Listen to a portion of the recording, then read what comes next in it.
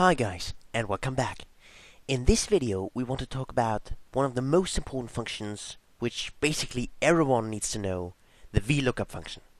So, in case you don't know it, now join me in this video, okay?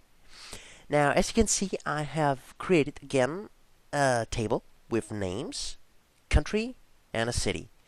And here we want to check which person lives in which city, okay?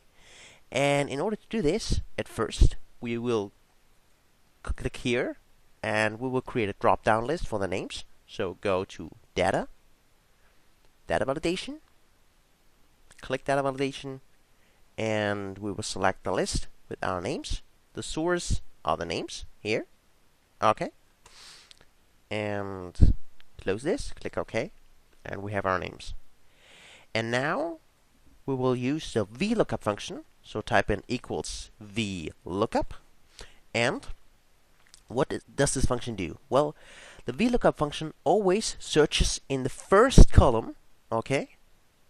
And the lookup value is the name, okay? Because we want to search for the name. The table, just select the table here, the whole table, okay? And the column index, well, we want the city, so this is the third column, right? First, second, third. So type in 3. And now type in a false to get an exact match, or true for an approximate match.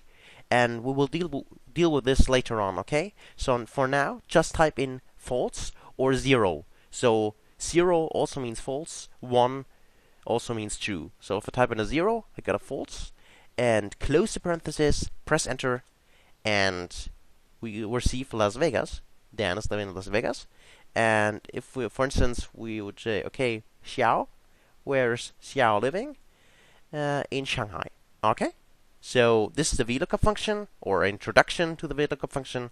As always, stay tuned for more, keep on learning, and we'll see you in the next video. Okay? Thanks.